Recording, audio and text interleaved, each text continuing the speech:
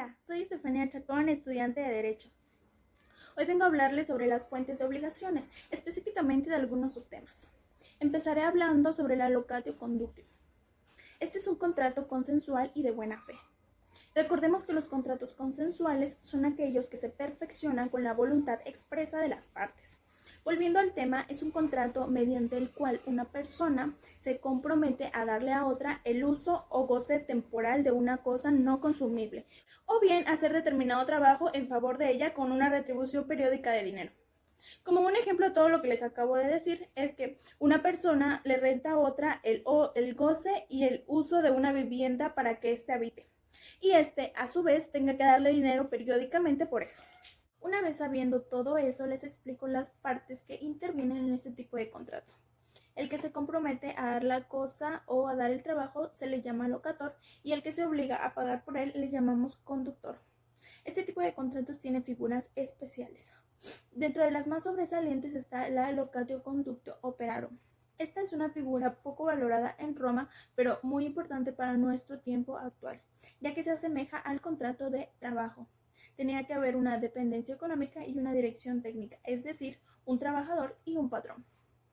Y por último tenemos a la locatio conductio operis, que en nuestros tiempos es muy similar al contrato de obra. En este contrato, el objeto material es la prestación de un servicio. Una vez analizado este tema, hablaremos del pariente de la locatio conductio. Y este es el mandato. Es un contrato consensual y de buena fe. A este contrato podemos definirlo de la siguiente manera, y es mediante el cual una persona llamada mandante le encarga a otra o dice a otra llamada mandatario que haga o realice algún determinado acto o acción en favor y en interés del mandante. En grosso modo es cuando una persona manda a otra a hacer una actividad por él. Normalmente para los romanos este tipo de contrato era gratuito, aunque algunas veces había algún pago remunerado para ellos. Esta figura del mandato es la misma desde Roma hasta nuestros tiempos. Entonces la seguimos utilizando. El siguiente tema es uno de los ejemplos de cómo una sociedad avanza. Se trata de los contratos innominados. Esta figura surgió a través de que empezaran a surgir tipos de acuerdos o de convenciones que eran muy distintos a los contratos convencionales en Roma, los que estaban apegados al derecho clásico. Vaya que eran innovadores y por lo tanto no estaban regidos por el derecho romano. Es por la cual surgen los contratos innominados y empezaron a dividirse en 4 clases. La primera de ellas, doy para que des. Como su solo nombre lo dice, es te doy algo y tú me das algo a cambio. La segunda es doy para que hagas. De igual manera, su mismo nombre lo explica, te doy algo para que tú hagas algo. La tercera figura, muy similar a la anterior, solo que al revés, es hago para que des. Yo hago algo para que tú me des algo. Y la última es hago para que hagas. Pienso que ni siquiera es necesario explicarla, pues solo su nombre describe el tipo de contrato y la naturaleza del mismo. Un ejemplo claro de estos contratos innominados es la permuta, que era cuando una persona transfería el dominio de su propiedad a la otra, y esta a su vez le transfería el dominio de su propiedad a la primera persona. En palabras resumidas, hacían un intercambio de propiedades. Con esto terminamos los contratos innominados y seguimos con una figura importante en el derecho. Se trata de la donación. La donación es un acto de libertad, o sea, voluntario, mediante el cual una persona llamada donante se empobrecía, como ya dijimos, voluntariamente en favor de otra, que sería el donatario. En resumidas palabras, era el acto mediante el cual el donante cedía ya sea una parte o todo su patrimonio hacia un donatario o hacia varios donatarios. Ahora actualmente es muy utilizada, ya que nuestros padres nos donan, por ejemplo, una casa o un carro. Pues esto era lo similar en Roma.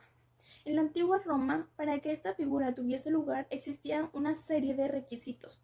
El primero era el empobrecimiento del donante. Como segundo requisito, y a consecuencia del primero, pues era el enriquecimiento del donatario.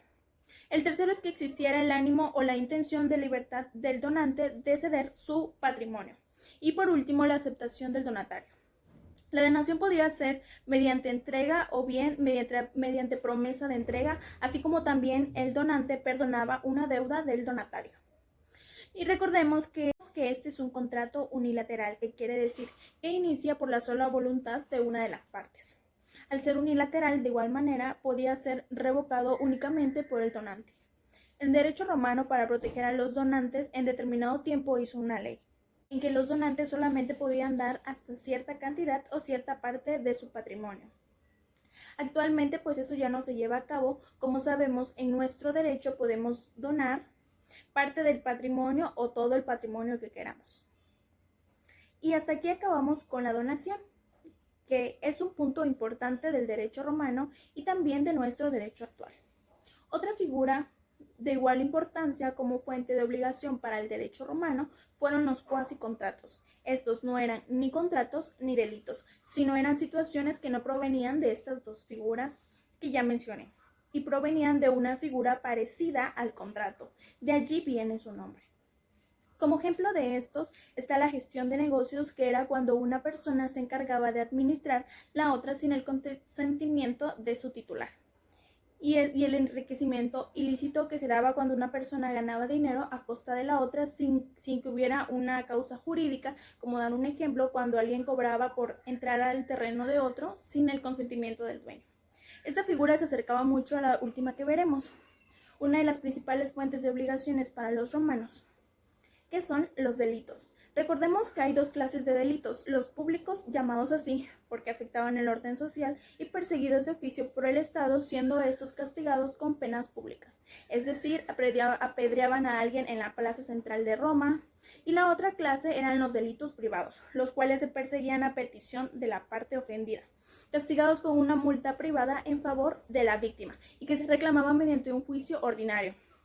Estos delitos privados en Roma fueron tipificados dentro del derecho civil, así como en el derecho honorario.